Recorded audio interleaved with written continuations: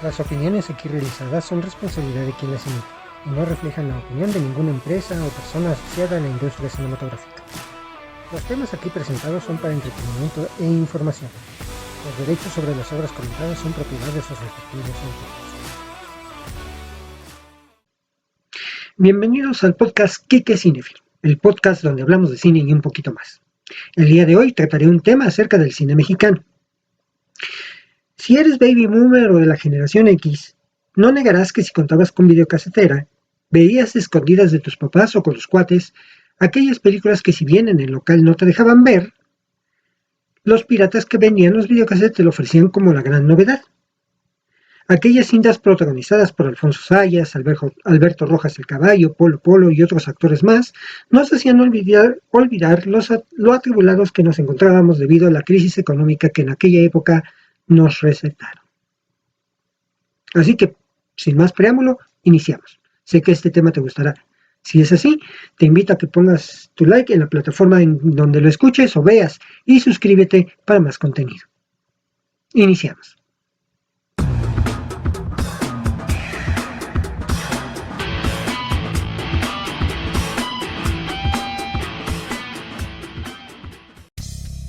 Sígueme en mis redes sociales. Facebook, /Quique Cinéfilo. Twitter, @CinéfiloQuique.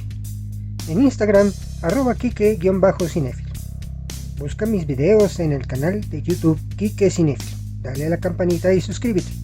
Y estoy disponible en Spotify, Google Podcast y Apple Podcast.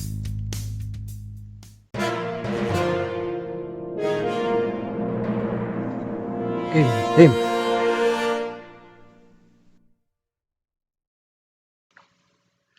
México, apenas repuesto de la cruda que le provocó los movimientos estudiantiles de 1968 y 1971, la organización de los Juegos Olímpicos y del Mundial de Fútbol en 1970, hecho inédito a nivel mundial, y que desde entonces muestra que para fiesta en México siempre tenemos dinero y disposición.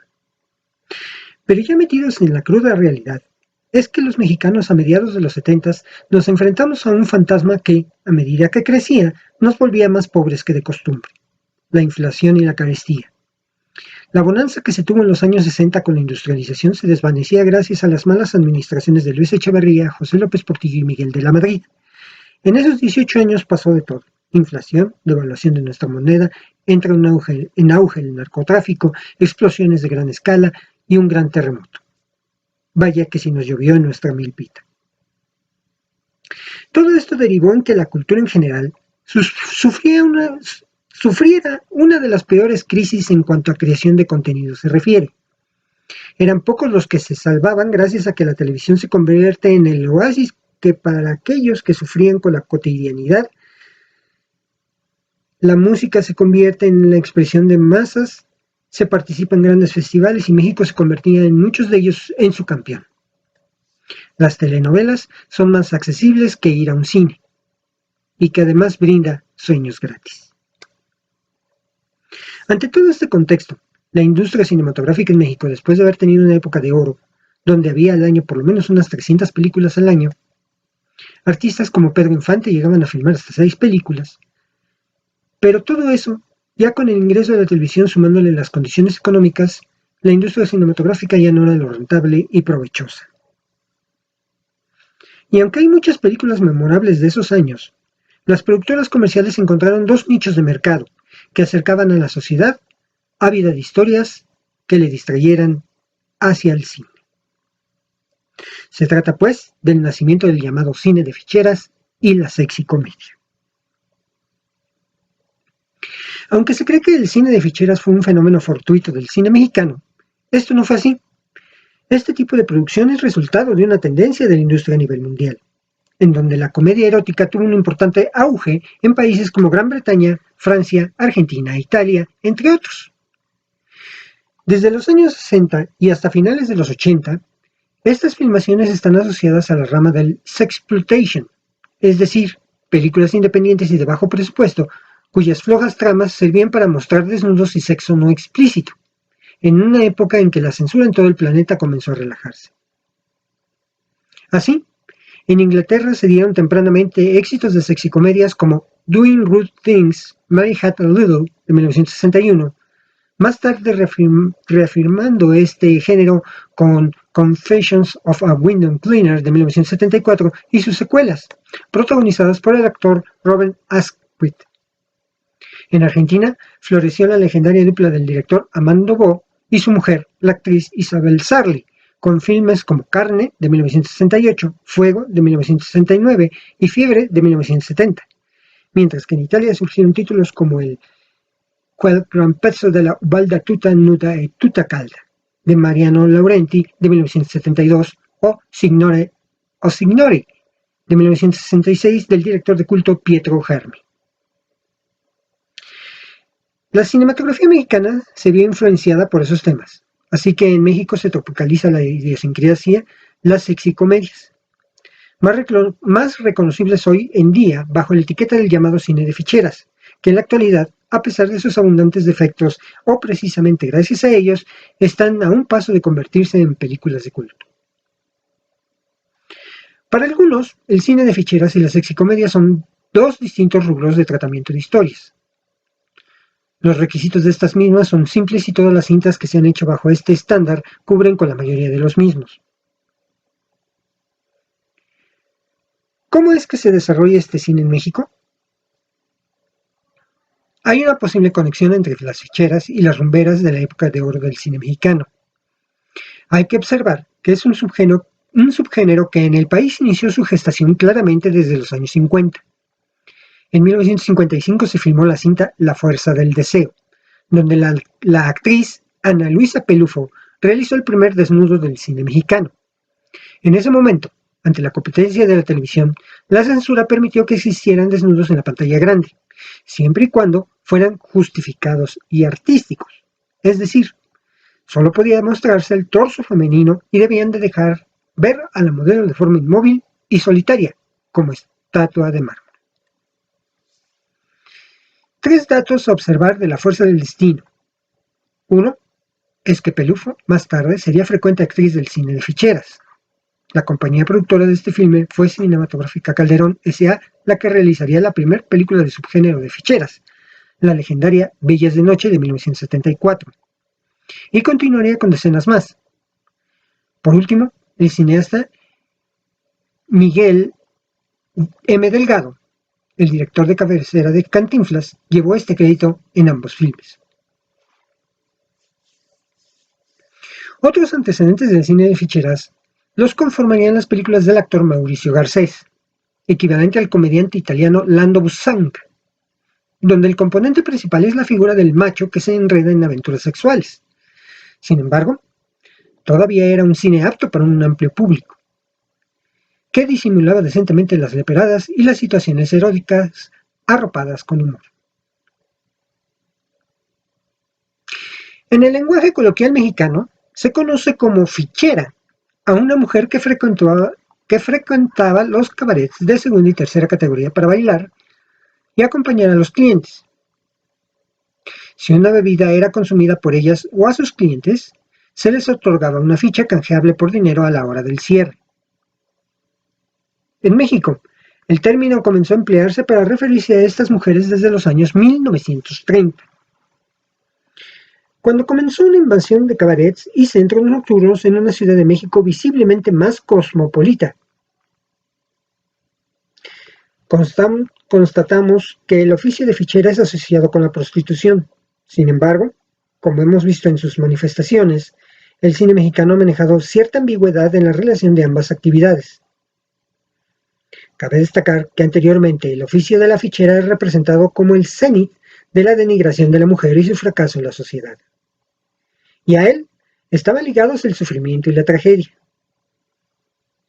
Con la ascensión de las ficheras en los años 70, como las nuevas reinas de la noche, esta condición va a cambiar y la imagen con la que estas chicas serán mostradas en el cine va a sufrir algunas modificaciones, aunque los valores ligados a su condición de mujeres sigan siendo los mismos. Como ya dijimos, el cine de ficheras es la modalidad más conocida de las sexicomedias mexicanas, aunque no todas en rigor son películas de esta clase, pero se ha adoptado como el término común. En cierto momento, Fueron inspiradas por obras teatrales muy exitosas de finales de los años 60, como Las Golfas de 1968 y Las Ficheras de 1971, de Víctor Manuel El Güero Castro. La adaptación al cine de esta última fue la ya mencionada Bellas de Noche de 1974, que se mantuvo en cartelera 26 semanas. Las réplicas se sucedieron en cadena con Noches de Cabaret, Las Reinas del Talón de 1977, Las Cariñosas de 1978 y Muñecas de Medianoche de 1978 también. Todas estas dirigidas por Rafael Portillo. Más tarde llegarían Burlesque de René Cardona de 1980, El Macho Biónico de Rodolfo de Anda de 1981 y La Pulquería del Güero Castro de 1981 y varias más.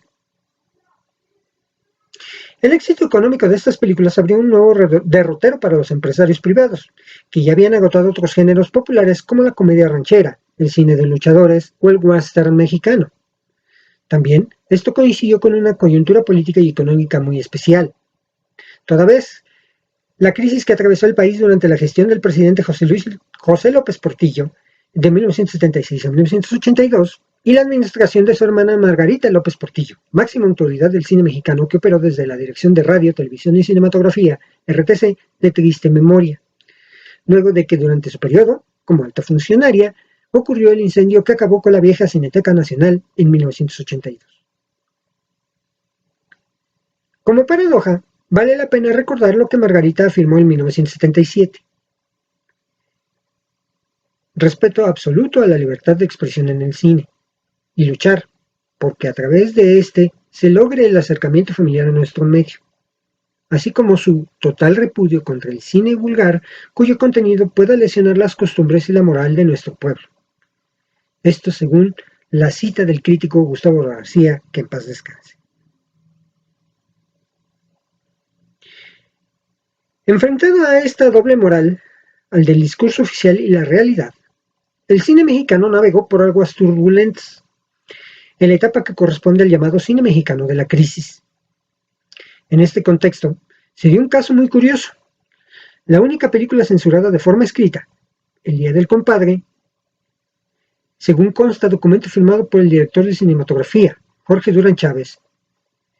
Si bien hay películas legendarias que fueron censuradas y prohibidas, como La Sombra del Caudillo de Julio Bracho y La Rosa Blanca de Roberto Gabaldón, por ejemplo, se les congeló de forma verbal por razones políticas. Pero a saber, no consta documento escrito, pues se acostumbraba a ocultar cualquier evidencia inquisidora. En el caso de El Día del Compadre, producida por Carlos Basallo y el apreciado amigo José Díaz, lamentablemente fallecido durante la pandemia del COVID, se dice que verbalmente Margarita López Portillo afirmó que esta película no era exhibible porque atentaba contra la sagrada relación mexicana del compadrazgo. Con el cambio de sexenio, el problema fue resuelto y la película se pudo exhibir.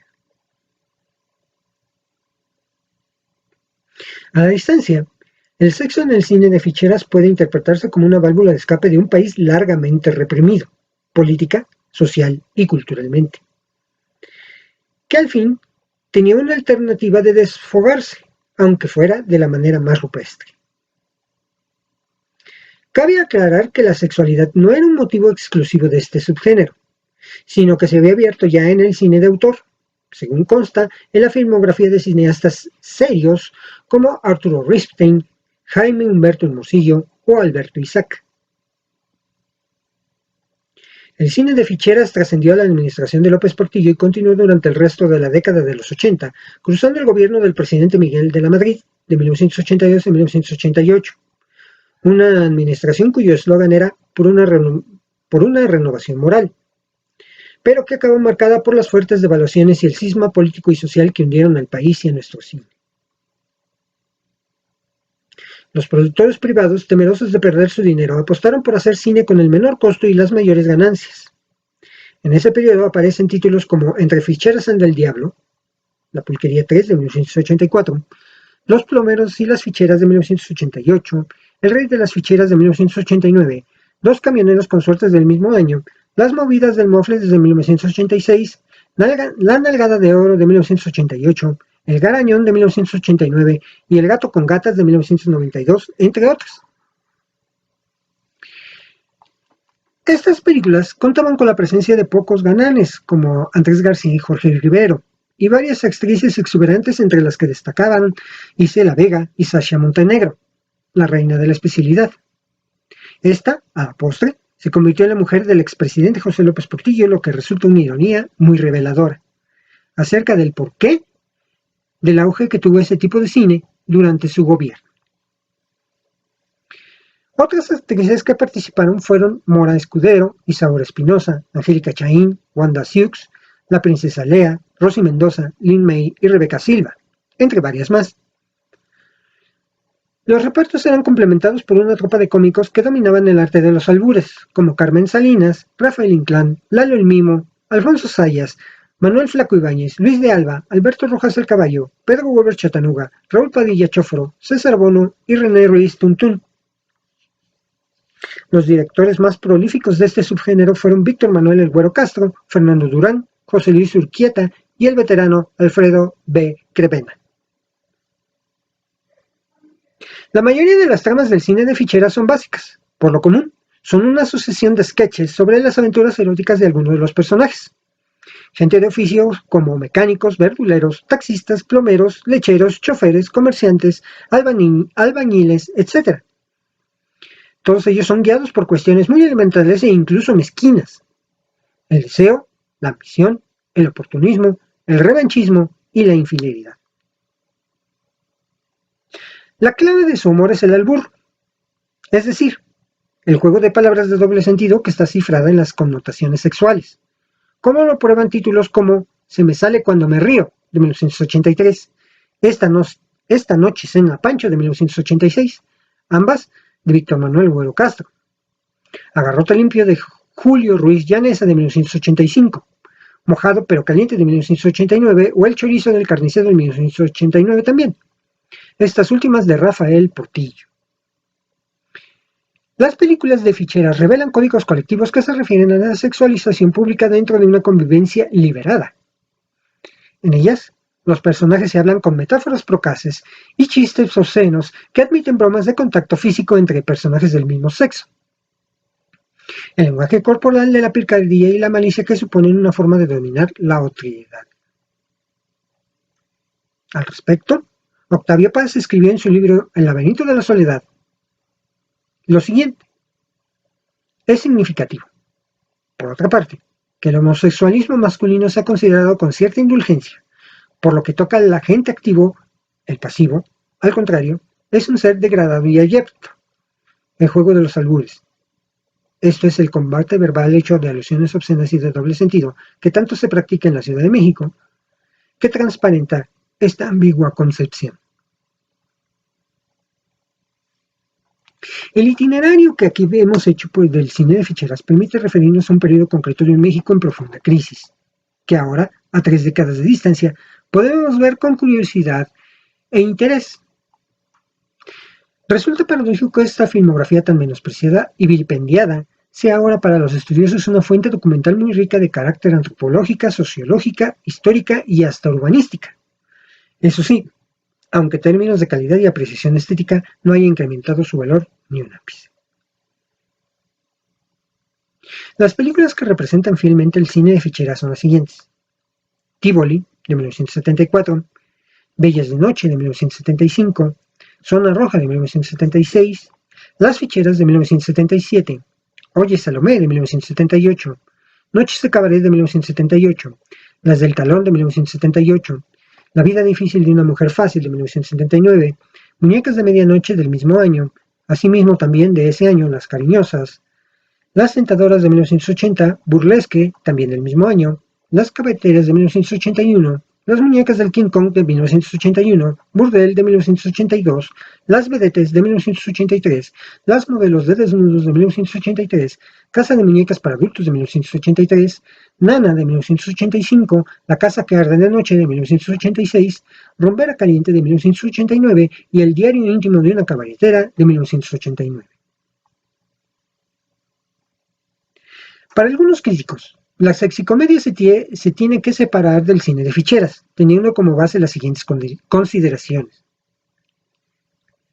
La comedia erótica mexicana, también conocida como sexicomedia, es un género cinematográfico propio del cine mexicano que floreció en los años 80 y principios de los 90. Se reconoce como un conjunto de obras cinematográficas de relativamente bajo presupuesto y no necesariamente de gran calidad. Su tono sexual y pícaro, aunque no particularmente explícito, y por el manejo del lenguaje en doble sentido, conocido en México como el albur. Tuvo un enorme éxito de taquilla, aunque es considerado como la época de más baja calidad de la cinematografía mexicana. La comedia erótica mexicana puede ser considerada como una mezcla entre el cine de comedia con el cine erótico convencional. A partir de la segunda mitad de los años 60, el cine mexicano se caracteriza por una decadencia de la producción nacional, sostenida únicamente por los delgados hilos de la denominada Serie B, con películas de bajísimo presupuesto, rápida manufactura y una temática sexual. La industria cinematográfica nacional de los años 80 sufrió una crisis como resultado de la reducción drástica del apoyo estatal. Si bien las sexicomedias sostuvieron la poca industria que quedaba, e incluso la desarrollaron muy puntualmente, fueron un arma de doble filo para el cine nacional, ya que provocó una decepcionante caída de la calidad cinematográfica en el país. Esto, en contraste con las plausibles cintas realizadas durante el periodo de Echeverría, en el cual el cine de protesta mostraba la penosa situación nacional de la época, a diferencia de otros países que también han tenido producciones masivas de películas serie B, México realizó únicamente este tipo de cine por casi 20 años, lo que demeritó su estatus a nivel nacional e internacional, obteniendo un terrible desprestigio que todavía a la fecha le ha costado recuperar. La credibilidad en el país del cine nacional es resultado, en parte, de toda esta época. Parece entonces casi inaudito que habiendo, en estas décadas, un nivel de censura altísimo en México y en medio de una sociedad tan pudorosa y represiva en los aspectos sexuales, se haya dado pie a la producción de películas en donde los desnudos frontales, los dobles sentidos, los títulos sugerentes y los albures fueran los protagonistas de estas historias banales. Las salas de cine se abarrotaban, quizá por la comedia o más posiblemente porque por primera vez había producciones explícitas en los teatros nacionales. Curioso que ante el pudor de la audiencia exista tanto público para estas producciones. A pesar de eso, las sexicomedias han sido casi completamente ignoradas por los historiadores y críticos del cine mexicano, descalificadas como demasiado malas para ser tomadas en serio. El género tiene como su base principal la famosa picardía mexicana, consistente en crear situaciones graciosas e hilarantes en momentos incómodos, inesperados y mayoritariamente con referencias verbales sexuales, nunca explícitas. Con estas cintas, además, se develan ciertas esperanzas, sueños y características de los varones mexicanos.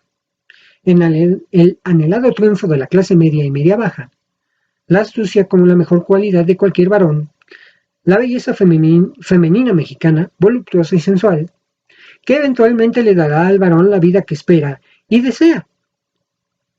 El deseo como el motivo para seguir adelante la vida, la sexualidad como el motor para la felicidad, aunque sea efímera y fugaz, la galantería como la cualidad mejor vista en el varón mexicano. Esta revolución cinematográfica industrial del país, que realmente fue un parteaguas en lo que a taquilla e ingresos se refiere, tiene ciertas características que lo hacen perfectamente identificable. Para poder comprender la estructura que dio forma a este estilo de cine, debemos de considerar estas características. El reparto constante y reconocible.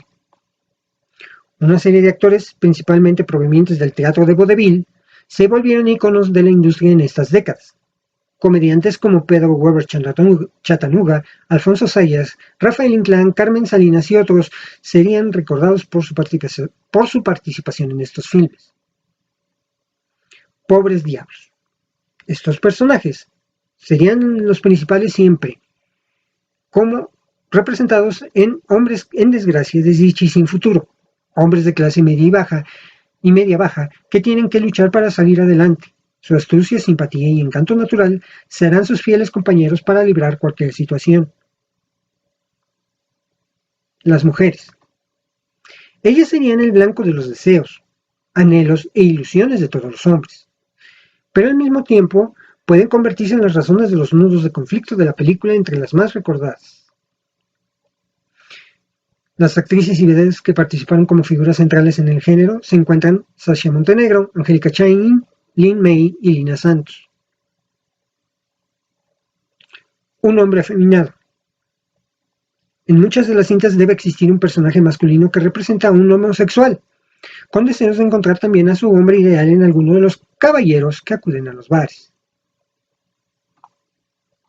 El gigoló. Generalmente hay un personaje masculino que es capaz de hacer realidad todos los sueños sexuales de las mujeres de la trama. Los desnudos frontales. No es comedia si no hay al menos un desnudo total frontal de al menos alguna de las actrices. Las secuencias de sexo. Si bien el sexo nunca es explícito ni total, se da a entender de diversas formas. El cine erótico mexicano no llega ni remotamente a la pornografía y se abstiene totalmente de mostrar las partes sexuales del varón, como el pene o las nalgas. Pero siempre hallará la forma de mostrar los pechos y las nalgas de la mujer. El acto sexual queda sugerido aunque solo sea a través de un chascarrillo audiovisual. Los albures y dobles sentidos. Este es el componente esencial de toda sexicomedia. Son chistes y comentarios que deben ser malinterpretados para poder generar la risa esperada. Un título sugerente. Hacen referencia al medio donde se desenvuelven los personajes o sus oficios. Generalmente también manejaban el doble sentido. Ejemplos como el Día de los Albañiles, los verduleros, los albureros, la peluquería, entre otros. De este cine fueron sus protagonistas los siguientes actores y actrices: Alfonso Sayas, Carmen Salinas, Héctor Suárez, César Bono, Lalo el Mimo, Polo Polo, Luis de Alba, Manuel Luis Flaco Ibáñez, Marielel Fernández, Pedro Weber Chatanuga, Paul Ortín, Rafael Inclán, Raúl Padilla Chofro, Roberto Flaco Guzmán, Tuntún, Alejandra Meyer, Charlie Valentino, Susana Cabrera, Víctor Manuel Güero Castro, Alberto Rojas el Caballo, Andrés García, Jorge Rivero, Jaime Moreno, Hugo Stiglitz, Gerardo Cepeda, Sasha Montenegro, Angélica Chaín, Isela Vega, Lin May, Lina Santos, Maribel Guardia, Lorena Herrera, Felicia Mercado, Olivia Collins, Asila Robinson, Isaura Espinosa, Elizabeth Aguilar, Ana Luisa Pelufo, Jacaranda Alvaro, Rebeca Silva, Michelle Mayer, Sonia Infante, Yolanda Liébana, Wanda Seux, Grace Renat, Rosy Mendoza, Princesa Yamal, Princesa Lea, Gloriela, Rosario Escobar y Gira Aparicio. Y así es que la industria cinematográfica mexicana se vio estancada durante 20 años. Pero como se mencionó en algún momento de este episodio, ya se le está considerando como cine de culto. Igualmente, no faltan las voces que piden que se cancele su exhibición debido a que en aquellos momentos se trataban temas que hoy día se pudiesen tomar como fomento de la homofobia, el machismo, el abuso de la mujer, en el contexto de la utilización de la imagen femenina como objeto sexual y la magnificación del machismo mexicano. Hay muy pocas de estas cintas disponibles en el streaming. Algunas aplicaciones independientes tienen algunas y otras las tienen como paquete especial para contratar, como Claro Video, Total Play y Prime Video. Y bien, te invito a que me des tu opinión acerca de este tema controvertido en todos los aspectos. Hazme saber qué opinas mediante las redes sociales de este podcast. Continuamos.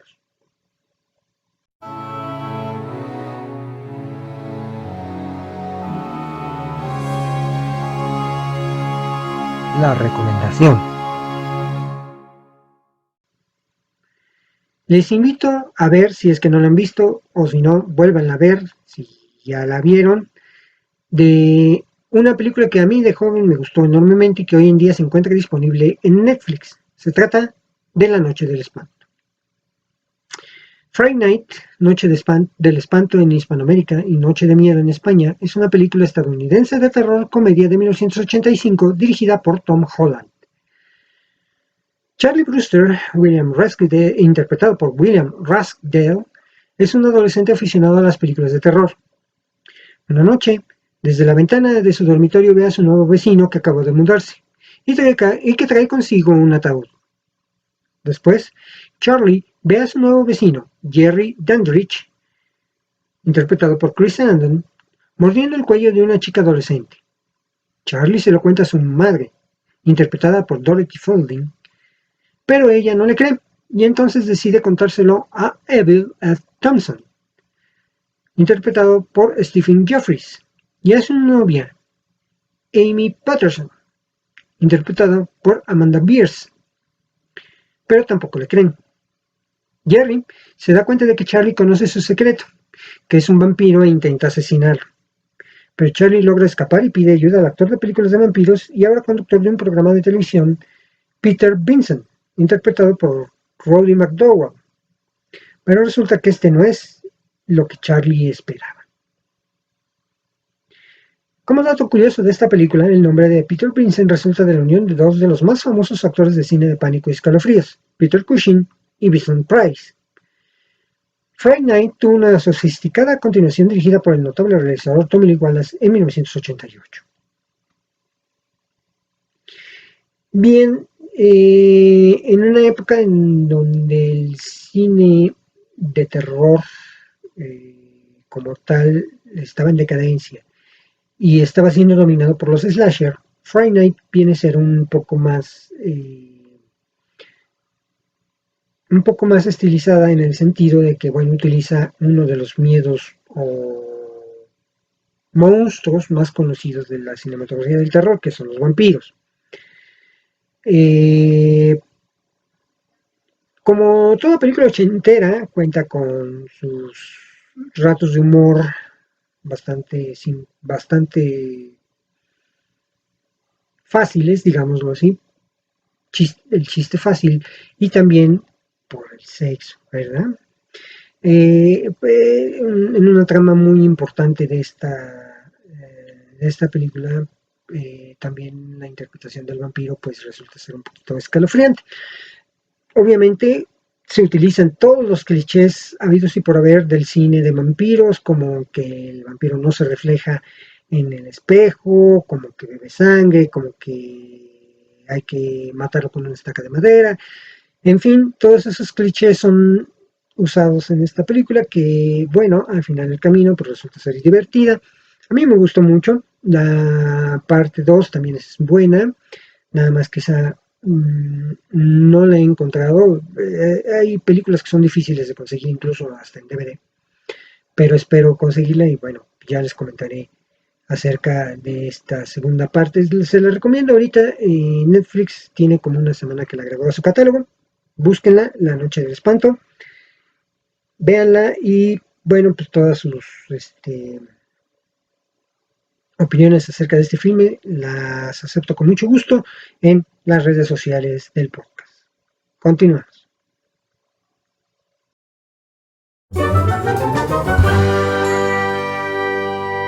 La frase cinematográfica. La frase de esta semana es: amar significa no tener que decir nunca lo siento.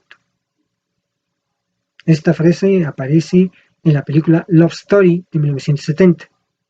La frase en versión original, o sea, en inglés, es Love means never having to say you're sorry. ¿Quién la dijo? Jenny, interpretada por Ali MacGraw, a Oliver, interpretado por Ryan O'Neal, en una de las escenas más emblemáticas de este drama romántico, cuyo final en la película es Oliver el que la pronuncia ante su padre, interpretado por Ryan Millan, cuando se da cuenta de lo tarde que llega su ayuda.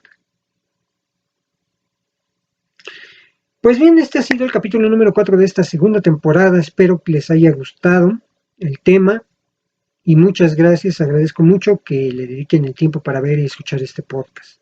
Sigan apoyando, por favor. Los invito a que dejen su like en todas las plataformas. Suscríbanse en YouTube, suscríbanse en Spotify, suscríbanse en Apple Podcast. Este programa lo hago con mucho cariño y amor para todos los que me ven, pero sobre todo para mí.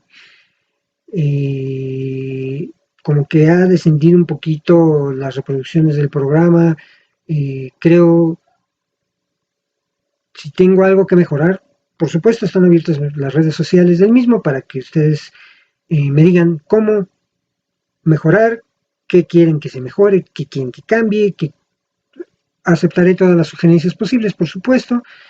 Y les reitero, dicen que la perseverancia lleva al éxito.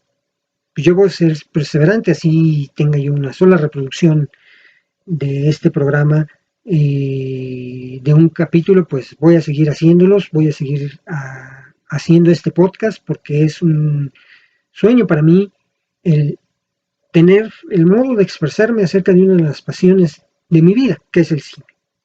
En fin, esto fue Quique Cinéfilo, el podcast donde hablamos de cine un poquito más. Nos vemos en el siguiente episodio. Gracias y hasta entonces.